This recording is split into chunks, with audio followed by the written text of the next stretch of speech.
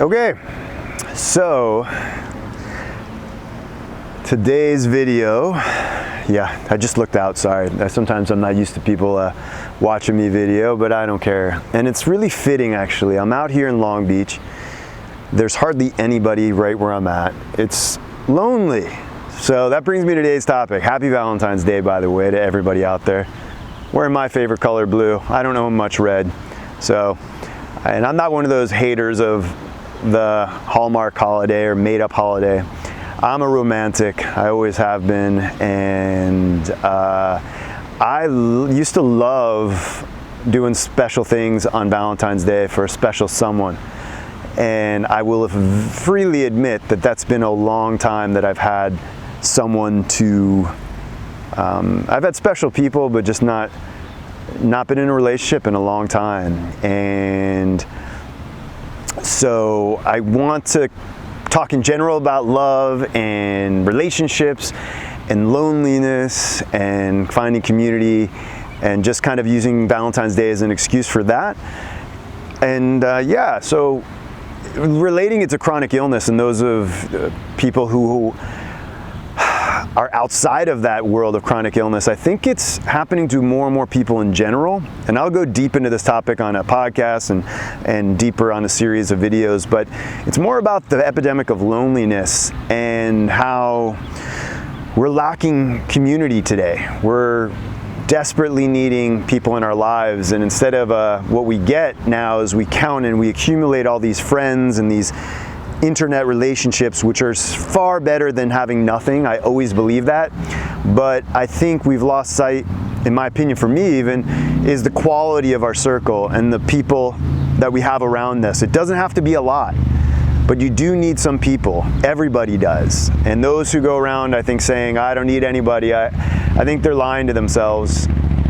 But if you can do it, great. I know personally for myself, it was one of the biggest factors and the most painful things in terms of hindering recovery, and the loneliness that I had day after day, year after year, whether it was in a nice apartment when I had money, and that didn't matter, whether it was in my tent on a farm.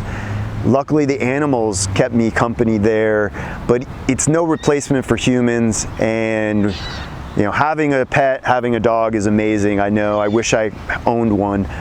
But sometimes our families, with those who are chronic illness, or even if you don't, we get estranged from those who are blood, and we have to find our own families, whether they're blood or not. And I've been very fortunate to have a really good family. It's complicated like most things, and I love them to death. I'm actually spending some time with them right now. So if you notice, maybe I look a little different.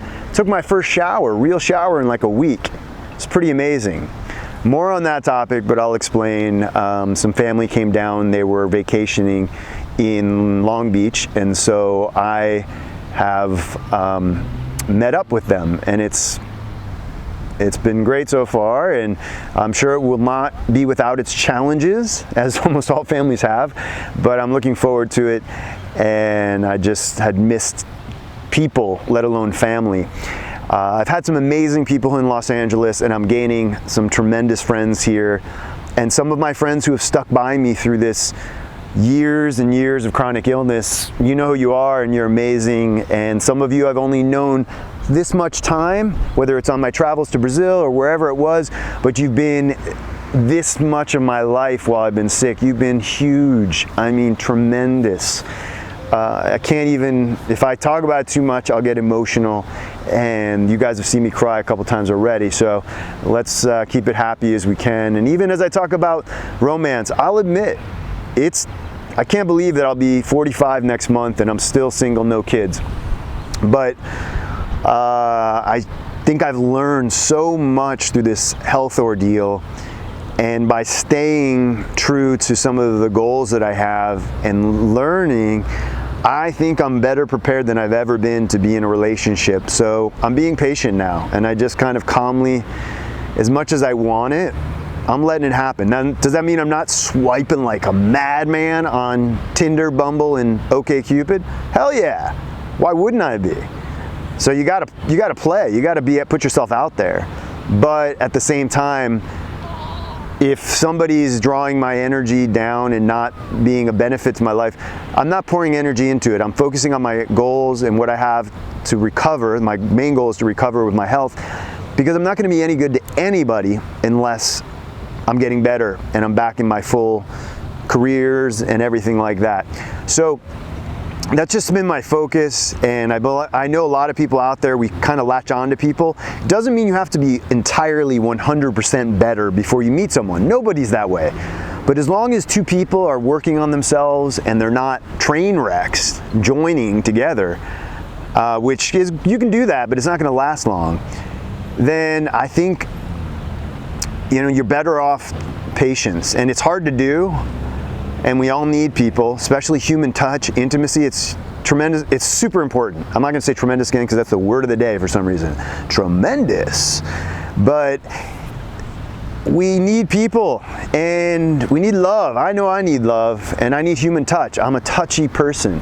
And I'm going to go really deep into dating, sexual health, everything. So this is not for children. Not today, but on another series of videos, and how dating with chronic illness and just dating in your 40s, dating in 2020. I have a lot of insight, sadly, or maybe good, and I would love to have some commentary and back and forth on this topic.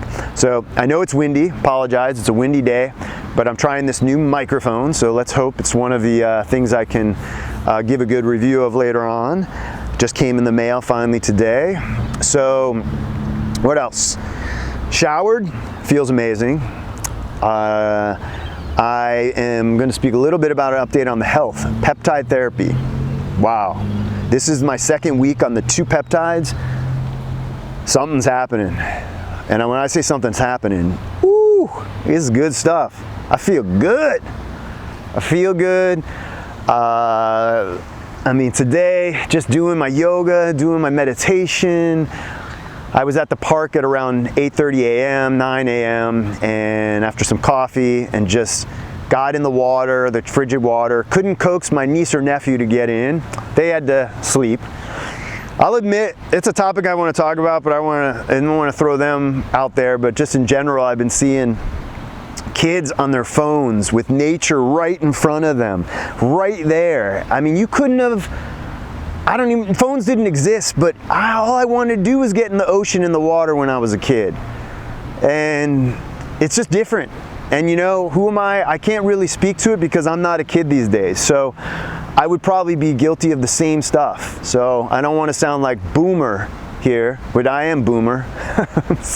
Sound like talking and saying what the kids should do and what they shouldn't do, but they're doing the best they can with what they got, I'm sure. So I'm going to see the extension of this. Let's see. I should have used the extended thing, but I'm literally in pants and shoes, not my Crocs. Crazy, I know. Because if you want to start dating, I will tell you this. Unless you're supremely confident, even then, Crocs can cramp your style. It might kill your game. So, just depends, you know? I don't know. I rock the Crocs. And no shame in my game. Not at all. I do what I can. So, I'm going to enjoy this weekend. I hope I'm going to be able to do videos throughout. And I really appreciate those who've been tuning in and checking this out. I will get loosened up. I think I've been holding myself back a little bit in terms of these videos, and some of my shyness has come through, but I'm going to try to be as open as possible and blunt and just share exactly what's going on. And what I can say is these last week was a real rough 10 days-ish, like mixed in, and showing me that I'm not even, I got a long way to go is what I'm trying to say with the health and the treatment. And it's going to be little by little, and I'm going to need help, and I'm going to have to keep going to clinics. I'm going to have to keep getting acupuncture, taking the supplementation, taking the peptides, getting IVs probably here and there, doing the saunas, all sorts of things that are part of the recommended treatment regimen that you will not be able to do if you were at the Mayo Clinic or something like that. But this is what is proposed for people in my conditions and what has worked for me. And I'm going to go more into detail on that. This is more about love and celebrating wherever you are, appreciate it. I'm going to say this, even though they haven't all lasted, I truly can look back upon the women that have been in my life and with fondness, and they've been it hasn't always been easy, but they've been a real amazing part of my life, and something that I just feel very grateful to look back at, even if not everything's permanent. A lot of things, everything changes and is impermanent. Even marriages, even if you stay together, it's going to change. I come from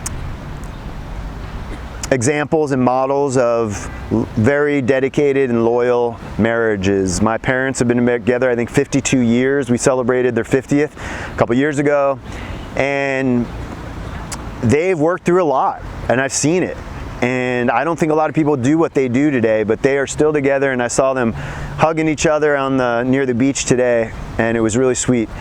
And my sister's been married like 20 years and still going and works at it. So I'm a big believer in marriage, despite the fact that I'm not married. I put on my dating apps big alarm emoji saying 44, not married, no kids. Oh my, like fear emoji, and there must be red flags everywhere. Well, I'd say chronic illness is a big red flag. There's no question about it.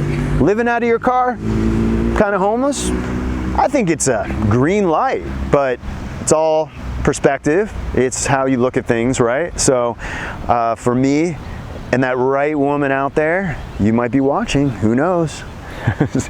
My lifestyle won't prevent them from knowing what my heart is and what I have inside, and what I have to give. And I think there's other people out there that are givers and are just, for me, it's one of the most favorite things in the world and something I desire so much. Not only to be able to give to a partner, but also, hopefully, potentially to children and having kids and being able to give to that. And a lot of us with chronic health issues, it's this fear because it's even hard to take care of a dog at times. But generally, what I feel we all need most of all is love. Of course we need money, of course we need shelter, we need food. But ultimately, if somebody cares about you, that's the basis. The rest can be figured out. And of course, everybody has the right to choose a person that's further along in those things. You can choose someone based on their height, based on their any characteristic. We have free will, we're entitled, but I do believe we're living in a time where the bad part about apps is that people rule people in or out based on a radio button or a check mark in a certain area, when organically, I'm going to give an extreme example. I'm not a Trump supporter, that's all I'm going to say. Just put it out there. But if I were to go to a coffee shop, meet the barista, someone, and they just happen to be a Trump supporter, but we get along, we're talking, I don't know this, I found out 3 dates in. Where do I go then? Maybe I get past it. There's a famous political pundit, I think his name's James Carville, and his wife. They're on opposite ends of, I believe, political spectrums, but they love each other, they get along. It's the same thing on these dating apps. We're going to rule someone out based on maybe a ½ inch of their height, or potentially on income, or on what they've checkmarked, or their music taste. And sometimes people aren't good at advertising themselves and they make a mistake. So my little PSA is leave some wiggle room, leave some nuance, the gray area.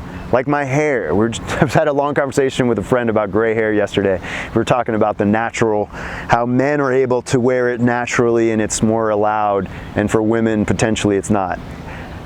Just for my vote, women rock that gray hair. I think it looks sexy as hell on you. So, especially better than, the fried, dyed look. But do what you want with your bodies and everything is what I always say. It's just opinion.